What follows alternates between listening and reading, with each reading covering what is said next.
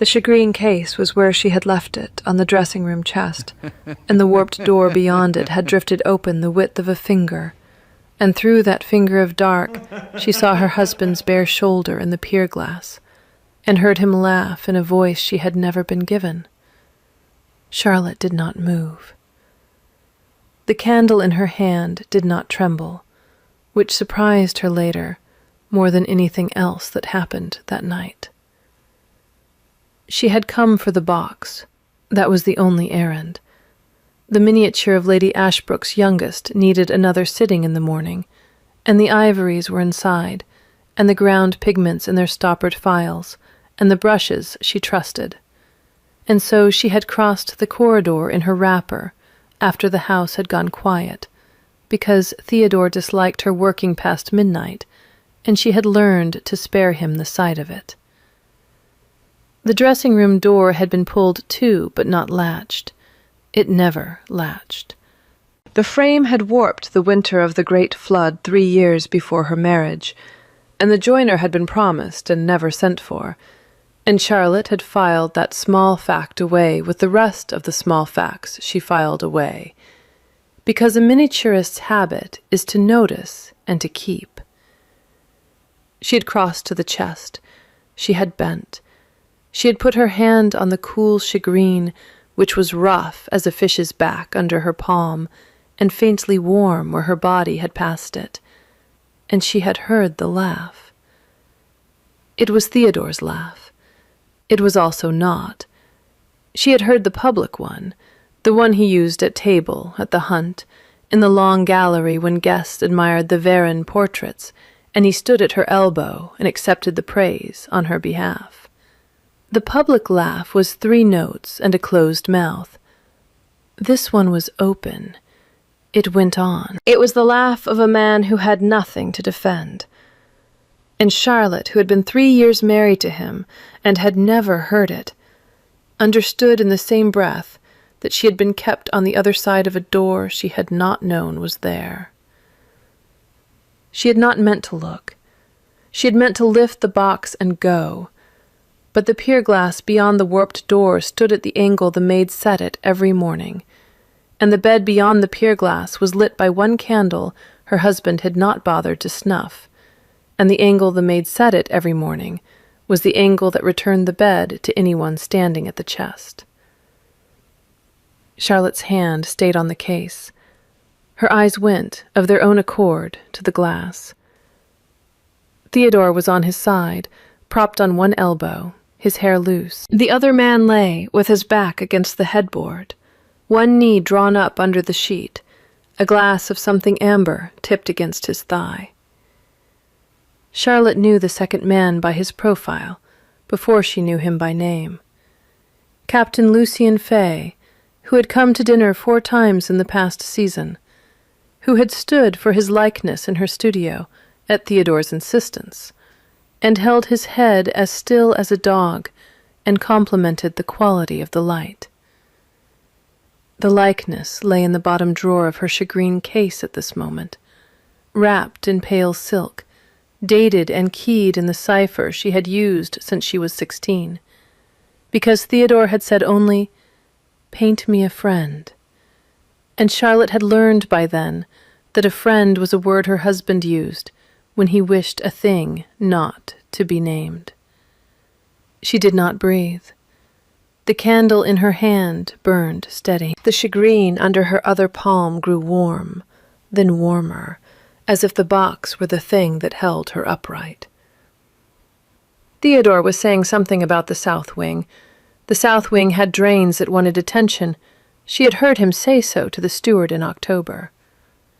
Now he was saying that the south wing could be turned out for Lucian's people, after, and that there were rooms on the riverside that took the morning light handsomely, and the captain was answering that he had never cared for morning light, and they were laughing again, both of them, that easy, open laugh, and Charlotte stood at the chest and listened to her husband plan the redecoration of the house she had brought into the marriage as part of the Varenne settlement. The house her grandmother had been born in, and she did not move. She would move when she had heard the rest. That was the decision her body made before her mind caught it. Her mind, when it caught up, only nodded. She listened. The candle did not tremble. Behind her, somewhere in the wall, a mouse went about its business, and she heard that too, because a miniaturist's habit is to notice and to keep. Inside her, in the new dark below her ribs, 2 small lives, no larger than river pebbles, turned in their sleep, and she did not yet know they had turned, only that her hand had gone to the shagreen and stayed there, as if the box were the one steady thing in the room. The candle burned. She listened. She did not move. The plan was laid out the way Theodore laid out a hunt at breakfast, with the same patient charm he used when discussing horses. Lucian asked the questions. Theodore answered them. It was the cadence of 2 men who had said the thing aloud before in pieces, and were now fitting the pieces together for the comfort of hearing it whole. Charlotte heard the word frail first. She heard it twice before she understood it was being used about her. Theodore said the family had a history of weak nerves on the mother's side, which was not true, and which he had not previously claimed to know. And Lucian said that was useful, and Theodore said it would be useful indeed, once she had been brought to bed of the heir. Once. Brought to bed of the heir. There was no plural. He did not know there was a plural. He could not know.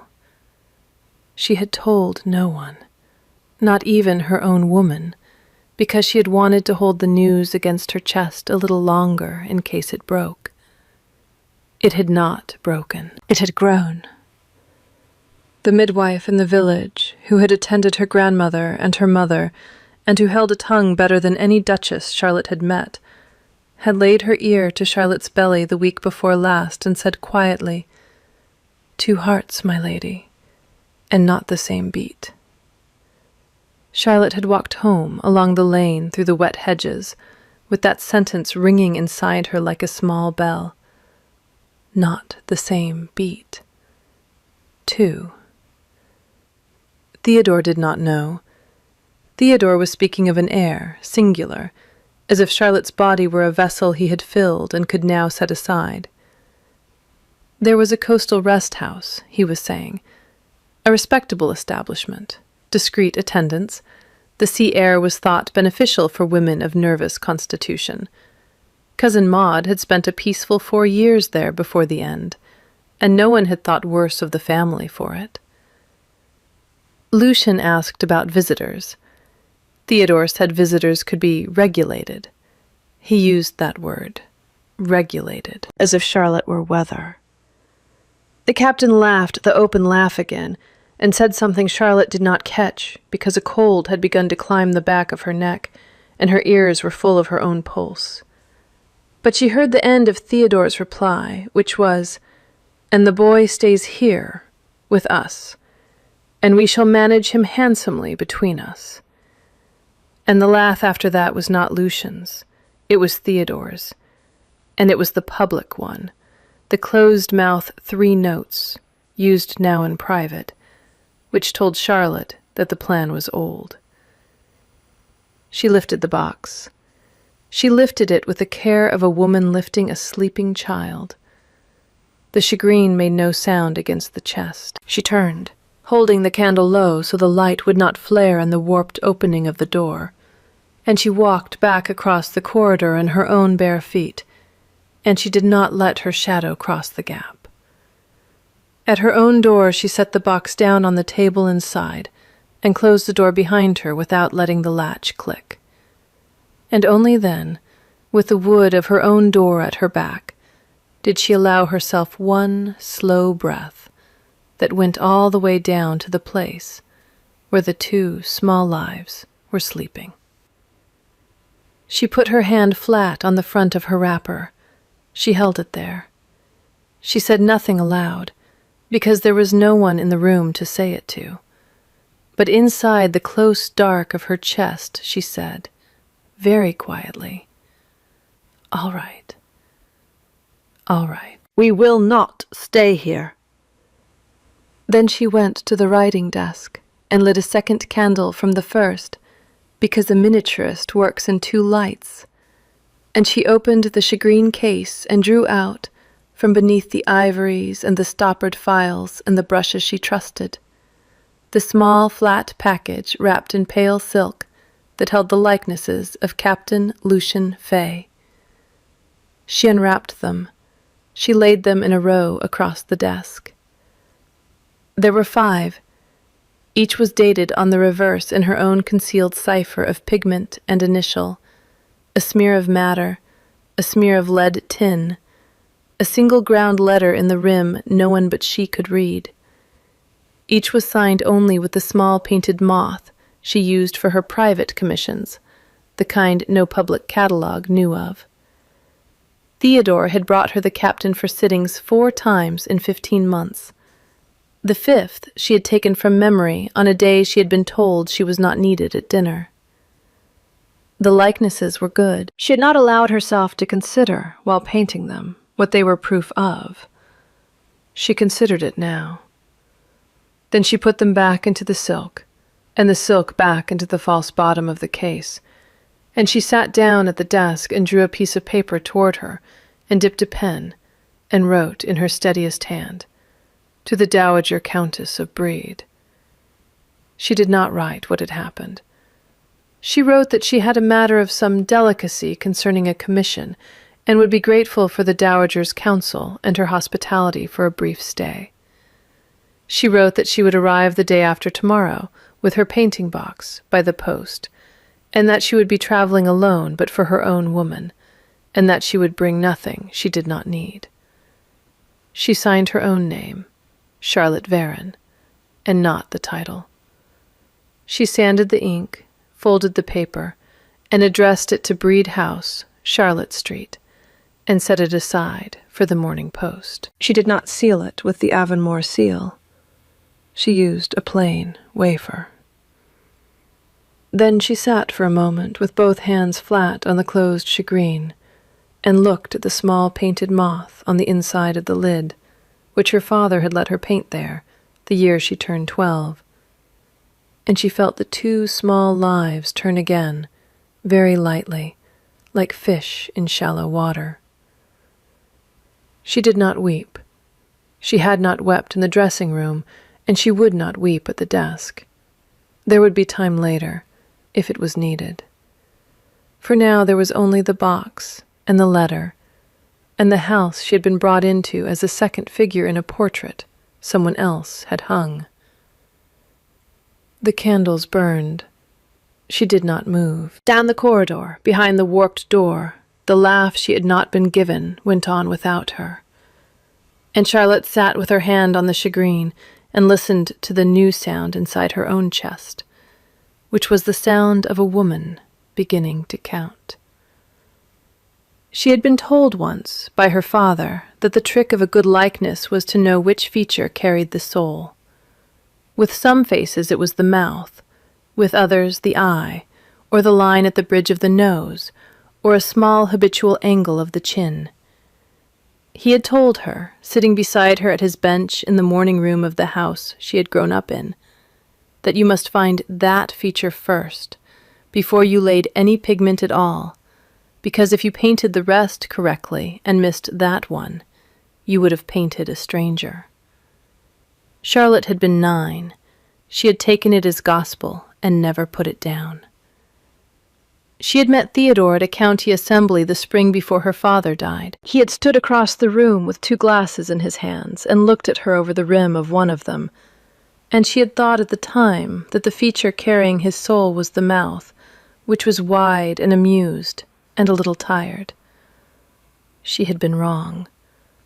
She understood now, sitting at her desk at 3 a.m. with 5 small painted moths in a row in her false bottom, that the feature carrying her husband's soul had been the angle at which he held his shoulders when he was being looked at.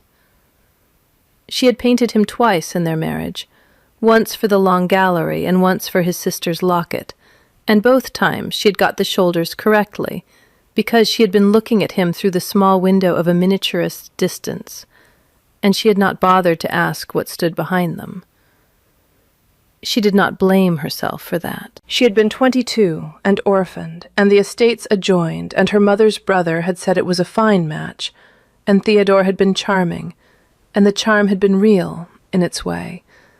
Only it had been the charm of a man who needed her as a kind of furniture. She had taken the offer because the alternative had been a smaller life, and she had thought a larger life was the same thing as a better one. That was the only mistake she would allow herself to count, and she counted it once and set it aside. In the dressing room, the laugh had stopped. Charlotte heard, faintly, the creak of the bedstead and then quiet. She did not move. She waited until the house was the kind of quiet a house only becomes after 3, and then she rose and put out the candles one at a time, and lay down in her own bed, with the shagreen on the floor beside it, within reach of her hand. And she did not sleep, but she did not weep either. And at the first grey of the window she rose again, and rang for her woman, and said, in a voice that surprised her with its evenness, "We are going up to town tomorrow.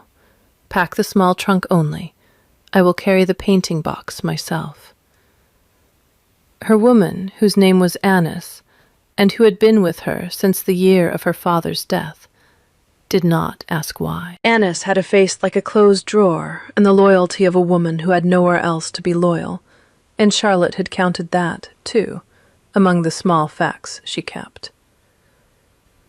Annis only said, "Very well, my lady," and went to the press for the trunk, and Charlotte went down to the breakfast room to face her husband. Theodore was already at the table when she came in, reading a letter and eating toast. He looked up and smiled the public smile. He had washed and shaved and dressed in the bottle-green coat she had once admired, and there was nothing in his face to say that he had spent the night planning her removal. She had not expected there to be. She came to the table and took her usual chair and let Annis pour her tea, and she lifted the cup and held it in both hands a moment before she drank, because her hands were not steady, and she needed them to look as if they were. "Are you well?"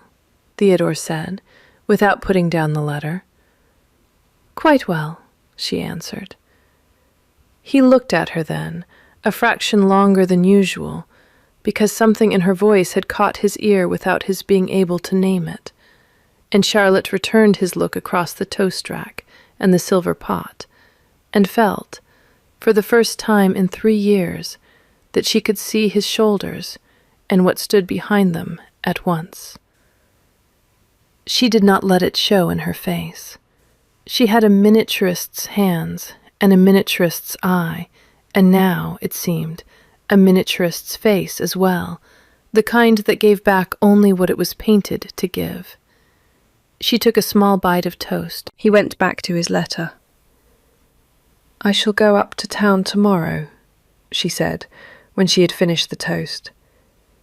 "The Dowager Countess of Brede has written for a sitting. I had meant to put her off, but she is not a woman one puts off twice." Theodore raised an eyebrow without raising his head. "Brede. Lady Cordelia Brede, yes. She wants a likeness of her grandson before he is sent up to school." Theodore set down the letter. The Dowager was a name he did not take lightly, because the Dowager was patron to 3 of the artists whose work hung in his long gallery, and patron to a 4th who had painted the king's youngest niece, and a woman who held opinions the way some men held mortgages. Theodore had hoped, over the course of the marriage, to be invited to Brede House for one of her musical evenings, and the invitation had never come. He did not like to be reminded of that. He composed his face. "How long?" he asked. "A week, possibly 10 days. The light at the season is short. I shall want every hour of it." Theodore considered. She could see him considering. He was weighing, behind the bottle-green coat, what use he could make of her absence, whether she would be conveniently out of the way while certain preparations were set in motion downstairs, whether a week in town under the dowager's roof was a thing he could spin into county conversation as a sign of her artistic seriousness, or as the first hint of nervous fatigue. She watched him weigh it. She drank her tea. "Take Annis," he said at last.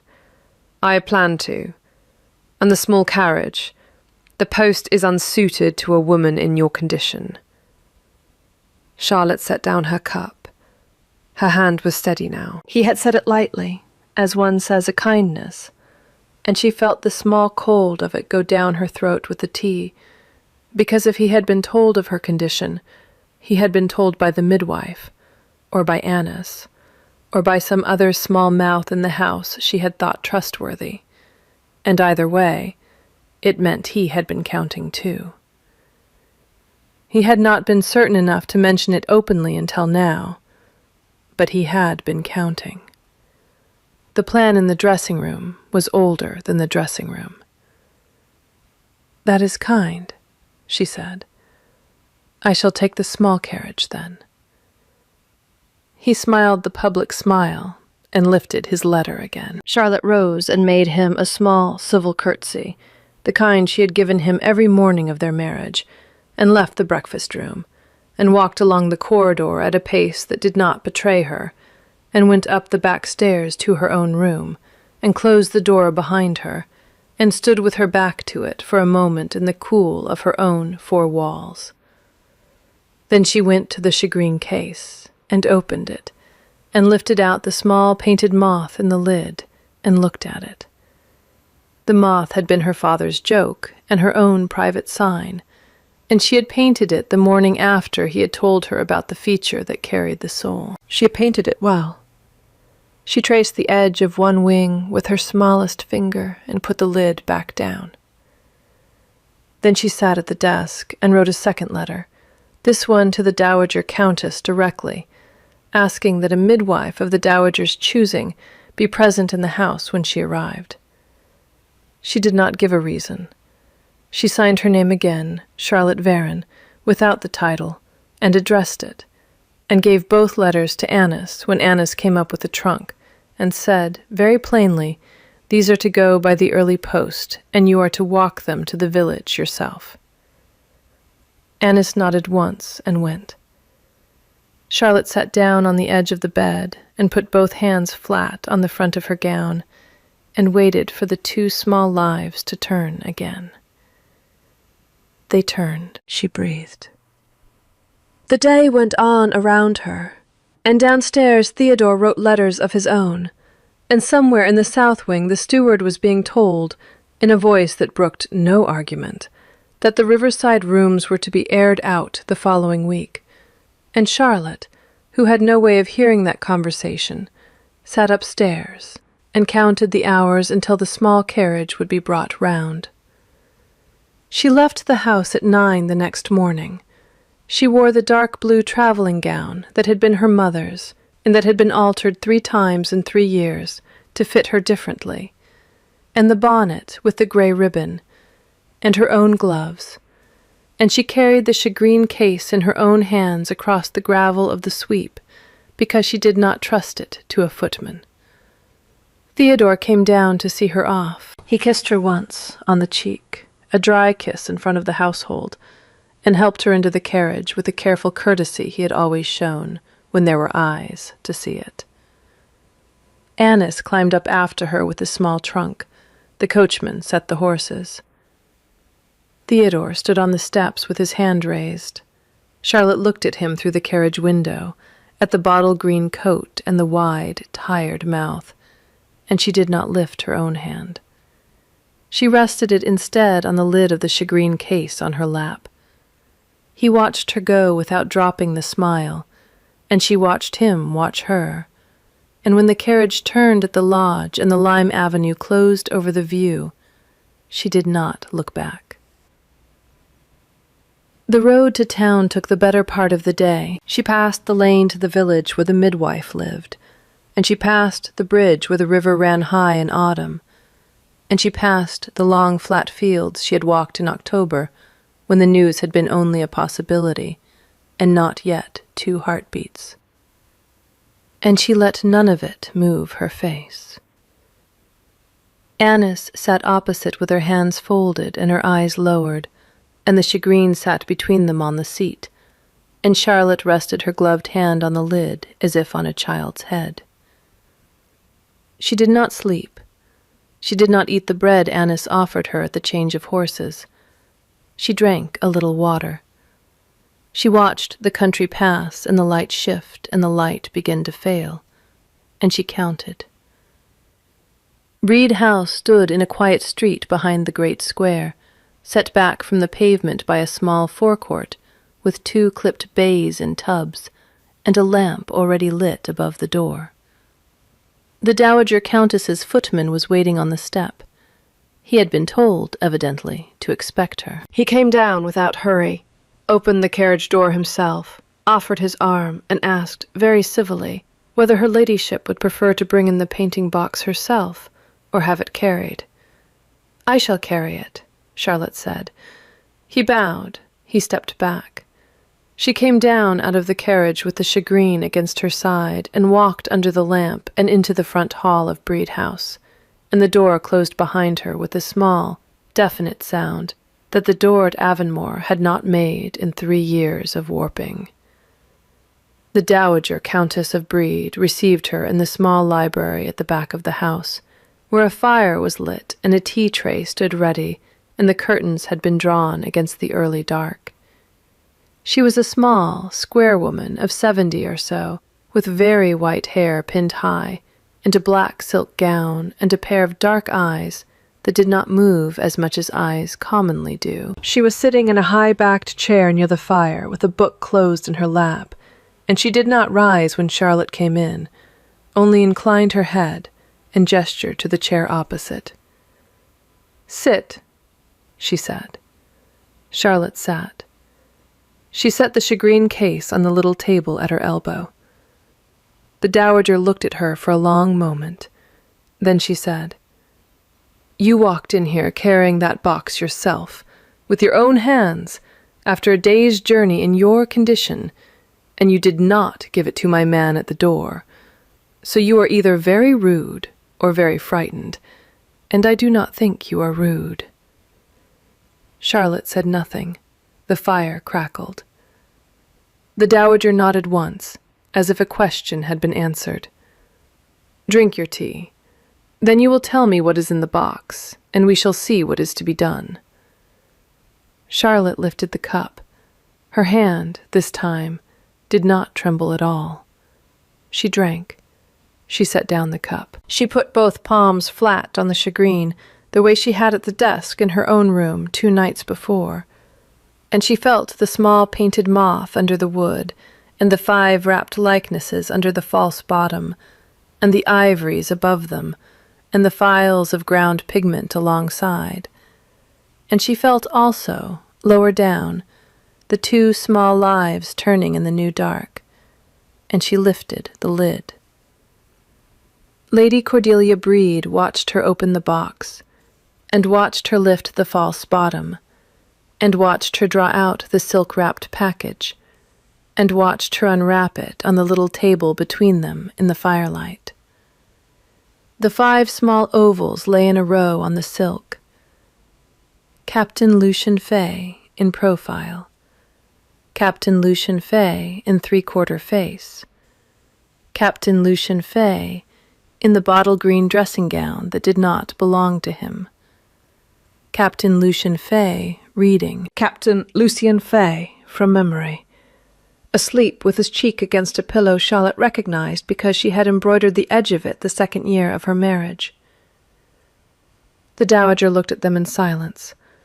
Then she looked at Charlotte. Then she looked at the silk, and back at Charlotte again. "These are very fine," she said at last. "Thank you," said Charlotte.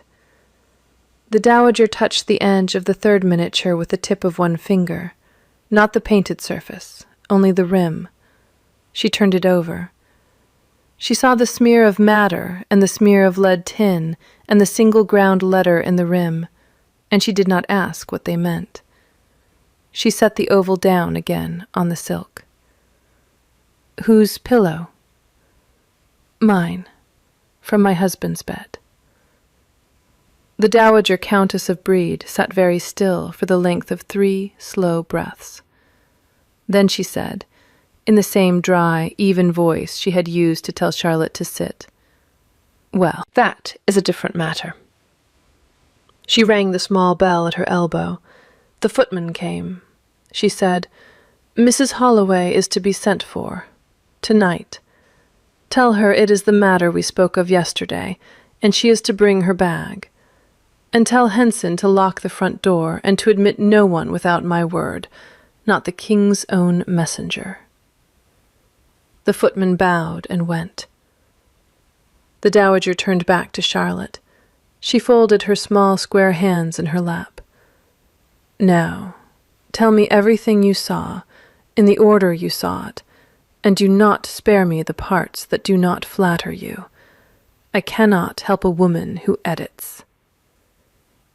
Charlotte looked at the 5 small ovals on the silk in the firelight, at the cipher in the rim that no one in the world could read but her, and she put her hand flat on the lid of the shagreen, and she began at the warped door. She talked for the better part of an hour. The dowager did not interrupt. She listened with her dark eyes on Charlotte's face, and her hands folded, and her small square shoulders very still. And when Charlotte had finished, she did not exclaim or sympathize, or use any of the words polite women use to fill silences. She only said, after a moment, "You said heir, singular, when you repeated him. Was that his word, or yours?" "His. And the truth. 2. The midwife in our village heard them last week. Not the same beat." The dowager's hands did not move in her lap, but something passed across her face that was not a smile, and not a frown, and that Charlotte filed away as a thing she would think about later. The dowager said, very quietly, "Then your husband does not know what he is reaching for?" "No." "Good. We shall not tell him yet." The fire burned.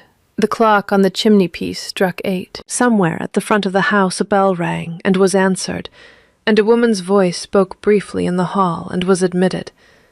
And Mrs. Holloway, who was a wide-faced midwife of about 50, with a Yorkshire vowl and very clean hands, came into the small library with her bag and her shawl still on her shoulders, and the dowager said, "Mrs. Holloway, this is the Duchess of Avonmore.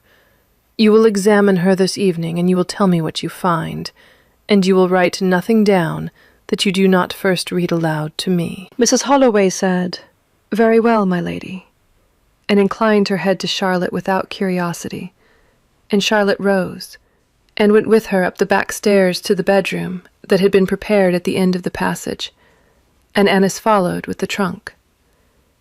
The shagreen case Charlotte carried herself.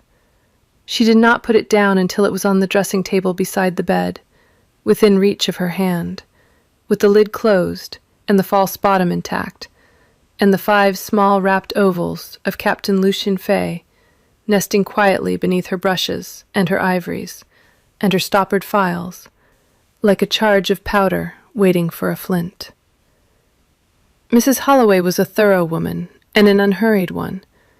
She washed her hands in the basin Annis brought, and she warmed them at the fire, and she spoke to Charlotte in the steady, half-aloud manner of a woman who had been at the work since she was 16. And Charlotte lay back on the bed with the curtains undrawn, and let herself be touched, and listened to, and counted over, by hands that wanted nothing of her but a true reading. when Mrs. Holloway laid her ear against Charlotte's belly and held it there for a long, quiet minute.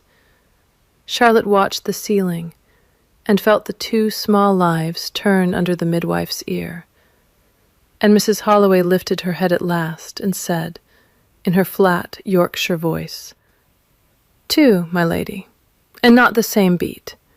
The smaller one is to the left and a touch lower. They are doing nicely. Charlotte closed her eyes. It was the closest she had come, since the dressing room, to weeping, and she did not. She put her hand over her face for a moment and then lowered it. Tell the Countess. Mrs. Holloway nodded and went out. Annis came forward and helped Charlotte sit up, and brought her a clean shift, and brushed her hair, and did not speak, because Annis had understood by then that not speaking was the better service, and Charlotte sat on the edge of the bed in the clean shift and looked at the shagreen case on the dressing table and felt, for the first time since the warped door, that her feet were on a floor that was hers. She slept that night. She had not expected to. The bed was unfamiliar, and the street outside the window had carriages in it, and the house breathed differently from Avonmore, but she slept the dead-dropped sleep of a woman who had set a thing down at last. And when she woke at first light, the shagreen was still on the dressing-table, and the small painted moth in the lid was waiting for her where it had always been, and Annis was kneeling at the grate, building up the fire. The Dowager Countess sent for her at 11. They sat again in the small library at the back of the house. The 5 ovals were no longer on the silk on the little table. The Dowager had had them locked in a drawer of the secretaire, whose key she wore on a thin chain inside the high collar of her gown. The shagreen case was on the floor at Charlotte's feet, where she had brought it down with her, because she had decided in the night that she would not let it out of arm's reach until she had decided what to do with it, and the Dowager had not asked her to. No, we must consider your husband. Yes. He will write to you within the week. He will write twice. The first letter will be loving and concerned, and will mention your nerves. The second letter, if you do not answer the first, will mention a coastal house. Charlotte folded her hands in her lap. You have read his sort before. I have buried 2 of them before you ask. Not by my own hand. Men of that kind die obligingly on their own. The trouble is the time between. I do not wish to wait for him to die.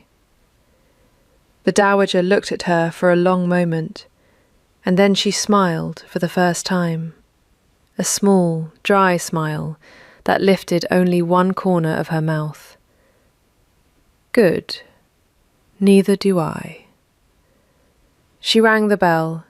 The footman came with a tray of writing things and set it on the table between them.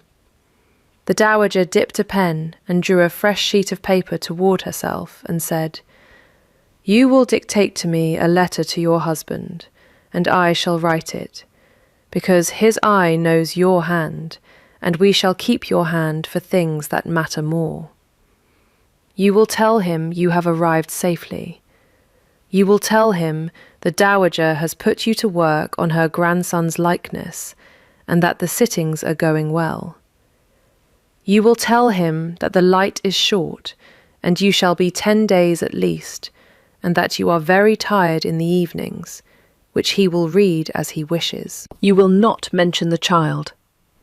I shall not. You will sign it Charlotte, not Charlotte Varenne, not the title, only Charlotte, the way you used to sign letters to your father when you were 16 and at school. I never went to school. To your father, then, when he sent you to your aunt's for the summer. How do you know about my aunt? I knew your father.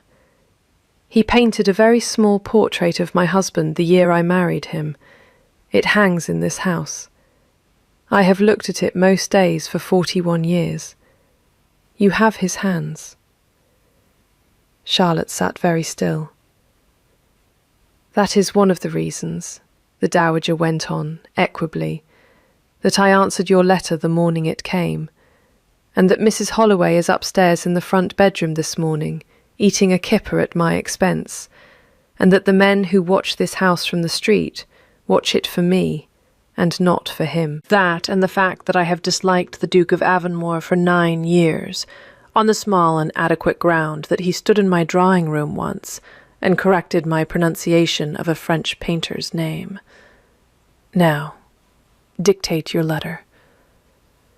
Charlotte dictated her letter. The Dowager wrote it out in her own clear, slightly old-fashioned hand, and Charlotte signed it. Only Charlotte, the way she had signed letters to her father, and the Dowager sanded it and sealed it with her own seal, which was a small ship under sail, and gave it to the footman to go by the next post. Then the Dowager turned back to Charlotte and folded her hands again. "Now, the miniatures." "Yes." "What do you want done with them?" Charlotte considered. The fire crackled. Somewhere upstairs a door closed, and Mrs. Holloway's voice could be heard, faintly, saying something kind to Annis. The 2 small lives turned to the new dark below Charlotte's ribs, and she rested her hand on the front of her gown and felt them, and thought, "I want to make him understand that they exist. I do not want to show them yet. I want him to know, by his own working out, that there is a thing he cannot reach, and that the thing is held by someone he cannot afford to offend. Then we shall not write to him about them. We shall write to his sister. His sister. Lady Margaret Varon is a sensible woman, and is fond of you. She is also fond of her own children, and of the family name, and she is the only person in your husband's life whose disapproval he will feel as cold, rather than as inconvenience. We shall write to her. We shall ask her, very civilly, whether she has any recollection of a Captain Lucien Fay, who, we shall say, has been recommended to me for a small private commission, and who, we understand, is an intimate of her brother's household. We shall say no more than that. She is intelligent. She will understand at once that something has been seen, because women who are fond of brothers like yours have been waiting their whole lives to hear the thing said. Charlotte looked at the Dowager for a long time. You have done this before. I have done variations of it, not this exact one. Your case is new. Charlotte nodded slowly. She felt, somewhere under the careful arrangement of her face, a small shift, the kind a building makes when it settles on its foundation after a storm. She put her hand back on the shagreen. Write to Margaret. The Dowager wrote to Margaret. She wrote in her own hand and her own voice, with no mention of Charlotte beyond a passing line at the end. Her Grace of Avonmore is staying with me this fortnight, and asks to be remembered to you most warmly. And she sealed it with the ship under sail, and sent it by the same post as the letter to Theodore, so that brother and sister should receive their letters within the same hour. Charlotte sat by the fire while the Dowager wrote, and watched the lamplight on the white head bent over the paper. And she understood, in a way she had not understood at the warped door, what the Dowager Countess Abreed meant by leverage. It was not threat. It was the careful placement of 3 small weights along a beam, so that the beam, when it began to tip, would tip the way when wanted. Theodore's first letter arrived 4 days later. It was loving and concerned, and mentioned her nerves. Charlotte read it once, standing at the window of the small library, with the morning light on the paper, and then she handed it to the Dowager without comment, and the Dowager read it, and laid it on the fire, and said, "The second will come within 5 days. We shall see whether Margaret has answered by then." Margaret answered the next morning. Her letter was addressed to the Dowager, but it was meant for Charlotte, and the Dowager handed it across the breakfast table without opening it. Charlotte broke the seal. Margaret had written 4 short paragraphs in a careful hand, the first 3 concerning the weather and her children's lessons, and a recipe for quince preserve, and the 4th, very quietly, saying that she had indeed met Captain Fay at her brother's house on more than one occasion, and that she had formed her own opinion of him some time ago, and that if Charlotte ever found herself in want of a quiet country house for a confinement, she would be most welcome at Margaret's, and that she had taken the liberty of writing separately to a discreet acquaintance in town, who managed a small private fund for women in delicate situations, and that the acquaintance had been instructed to call at Brede House at Charlotte's convenience. She signed the letter, "Your loving sister Margaret," and underlined the word loving. Charlotte folded the letter slowly. She handed it to the Dowager. The Dowager read it, and read it again, and laid it carefully aside. She knows. She has known longer than you. That is the use of sisters. Theodore's second letter arrived 3 days after that. It mentioned a coastal house. It mentioned, very gently, the rest and quiet that a woman of nervous constitution required in the months before her confinement. And it mentioned, more gently still, that he had taken the liberty of riding ahead to an establishment near Lyme that had been highly recommended, and that he proposed to come to town himself within the week to escort her there in person. He signed it, "Your devoted husband." Charlotte read it standing by the same window. She did not hand this one to the Dowager at once. She held it in her hand for a moment and looked out at the street below, at a girl crossing the pavement with a basket of laundry on her hip, at the lamplighter walking his ladder, at the ordinary business of a town that did not know her, and she felt, somewhere very low and very quiet, the small, bright flicker of an anger she had not yet permitted herself. She handed the letter to the Dowager. The Dowager read it. She did not put it on the fire.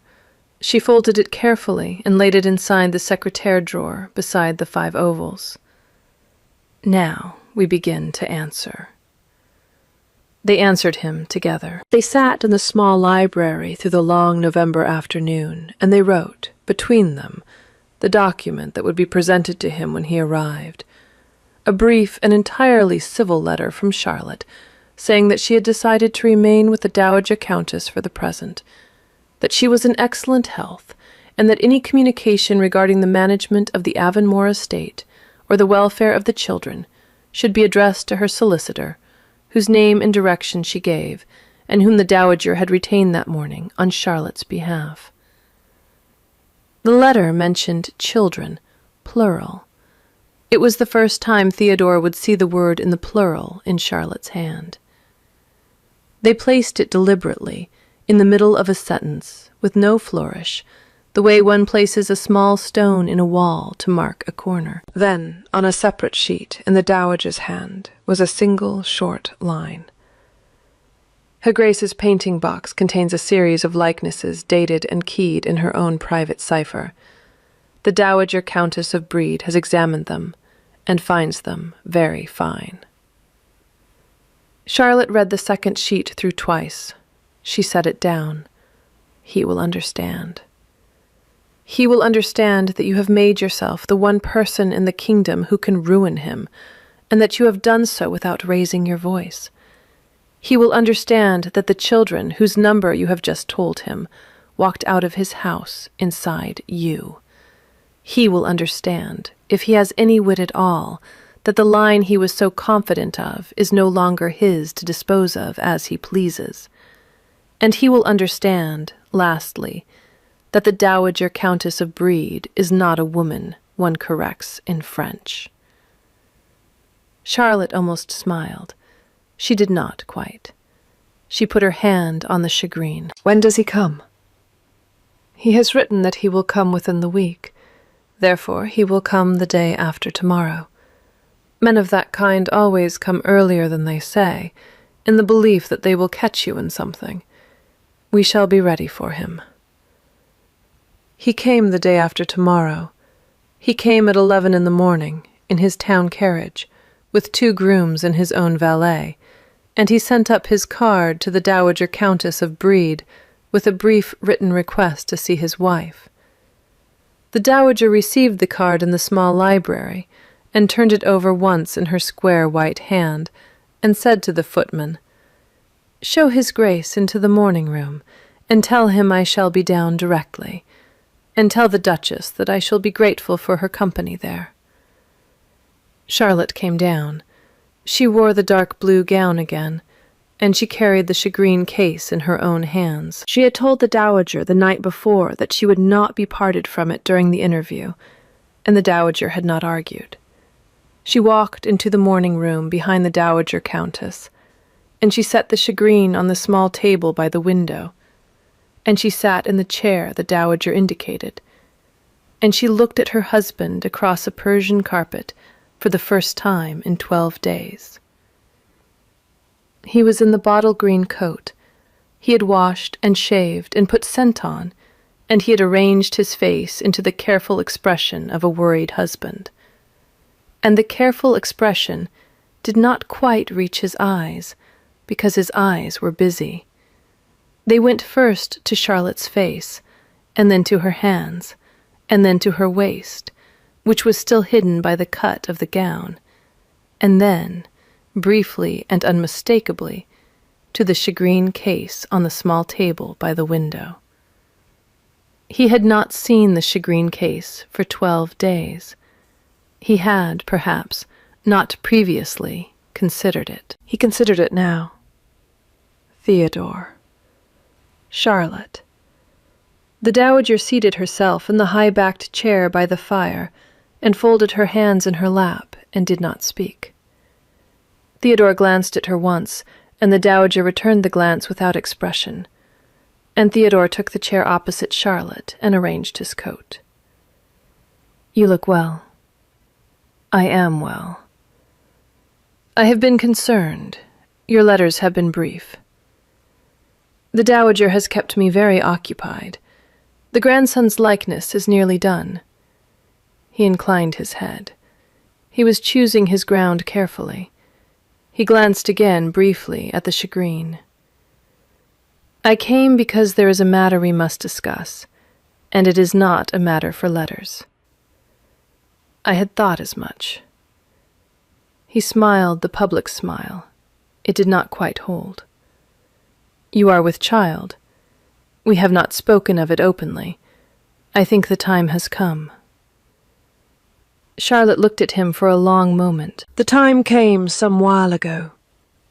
I had thought it might come to you sooner." The public smile flickered. He recovered it. "My dear, you must understand that a woman in your condition, particularly a woman whose constitution is not robust—" "My constitution is excellent." He paused. He had not expected to be interrupted, and he had certainly not expected to be contradicted in his own opening move. Charlotte continued, in the same even voice. "I have been examined by Mrs. Holloway, the Dowager's own midwife, who is the most experienced practitioner in the parish. She has reported that I am in robust health, and that the pregnancy is progressing without any difficulty whatever. She has also, Theodore, confirmed what our village midwife confirmed 3 weeks ago, which is that I am carrying twins. The smaller, she tells me, is to the left and a touch lower. They are doing nicely." The morning room was very quiet. The fire shifted. The Dowager did not move in her chair. Theodore's mouth opened and then closed again, and Charlotte watched, with a miniaturist's eye, the feature that carried his soul, which was the angle at which he held his shoulders, slacken by perhaps 1/8 of an inch, and reset itself, and slacken again. Twins. 2. Not the same beat. He sat back. He drew a breath. He composed himself. "My dear, this is all the more reason—" It is all the reason I have needed to come to certain decisions about how matters will proceed. She did not raise her voice. She did not move her hands. She kept them folded in her lap, the way she had seen the dowager keep hers, and she said, "I shall be remaining in town for the duration of the pregnancy. The Dowager Countess has been so kind as to offer me her hospitality for as long as I wish to accept it, and I have accepted it. After my confinement, which Mrs. Holloway places in late March, I shall not be returning to Avonmore. Lady Margaret has offered me her house at Welton for as long as I require, and I shall go there with the children when they are old enough to travel. The children, Theodore, will be with me." He stared at her. "You are speaking of separation."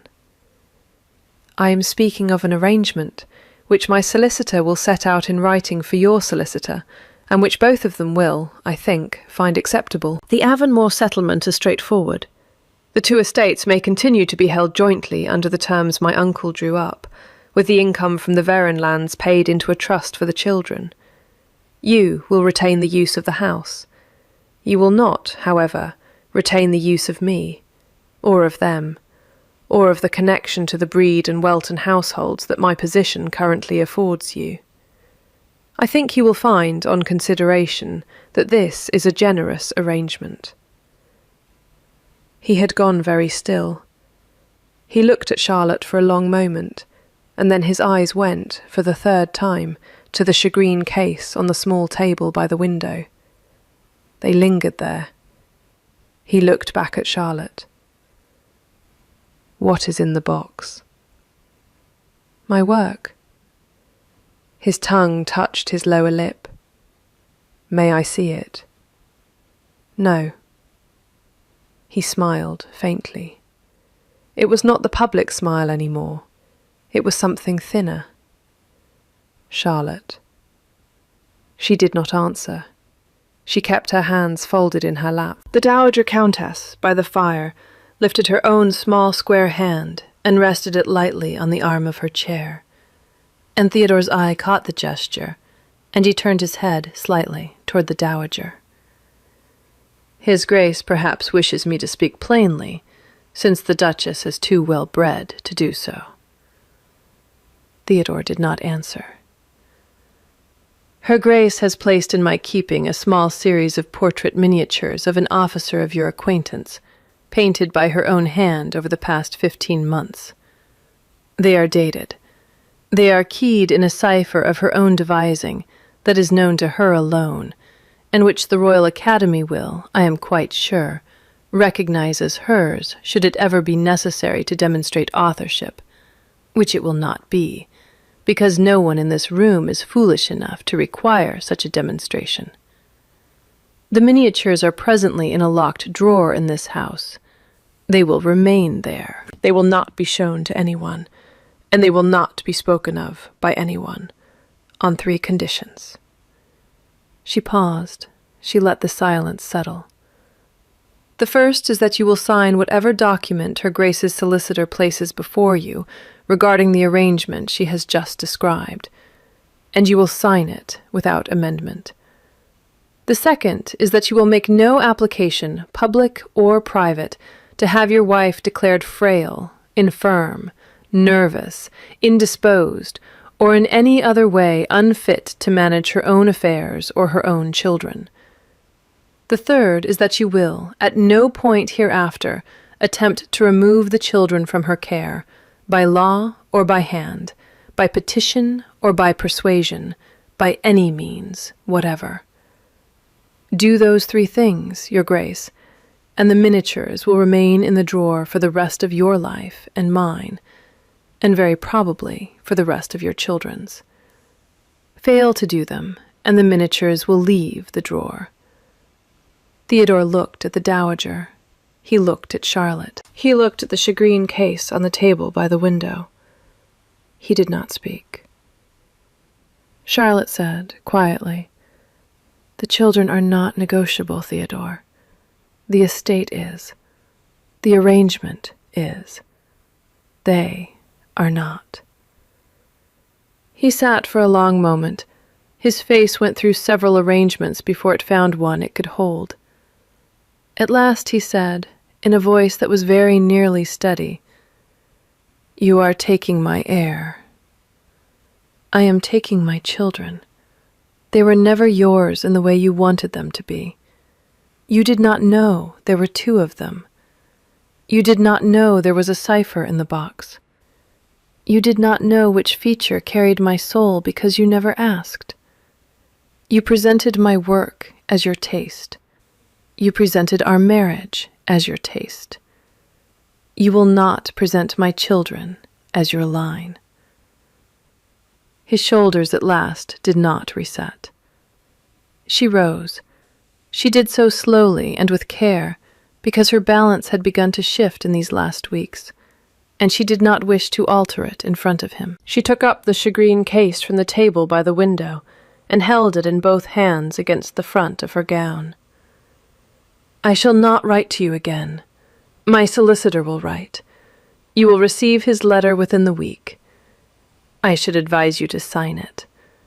I should advise you to remember, when you are tempted not to sign it, that you laid out a great many particulars about the south wing in the hearing of a warped door that has never latched, and that the woman on the other side of the warped door has a very good ear and a steady hand. I should advise you also to be kind to Captain Fay. He has been used badly enough by his own commanding officer." Theodore opened his mouth.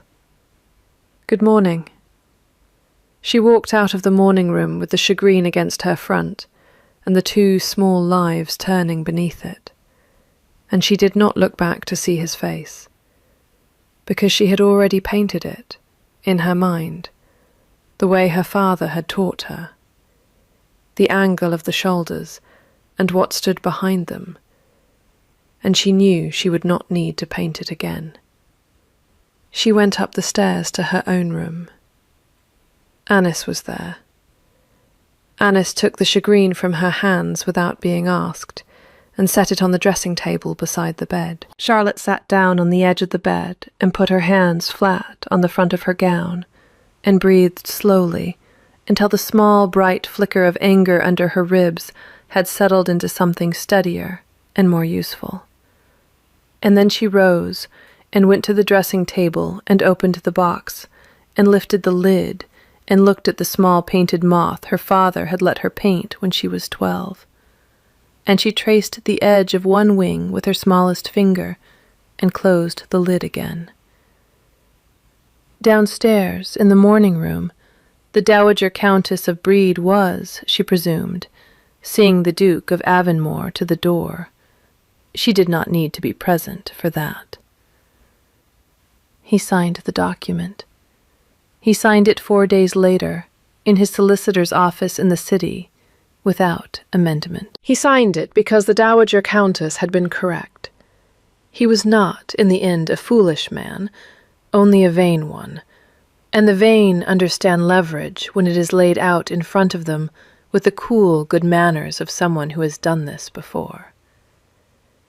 Captain Lucian Fay left the country a fortnight after that, on a posting to the Cape, which Charlotte was given to understand had been arranged by certain friends of the Dowagers in the Admiralty, and which Lucian had accepted, according to the small, clean letter he sent to Brede House without signature, with a kind of relief he had not previously known he was permitted to feel.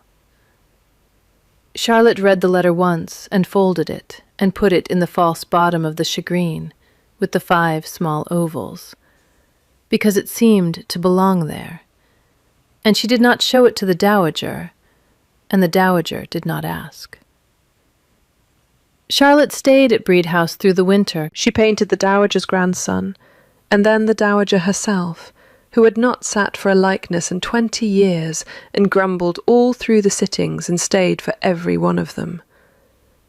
She painted a small oval of Lady Margaret, sent by post to Welton, that Margaret wrote back to call the kindest portrait she had ever been given. She painted, on a quiet afternoon in February, herself, looking directly out of the ivory with both hands resting on the front of her gown, the only self-portrait she had ever made, and she dated it in her cipher and signed it with the small painted moth and put it, too, into the false bottom of the shagreen. The twins were born in late March, as Mrs. Holloway had said they would be, at Breed House, in the front bedroom with the good light.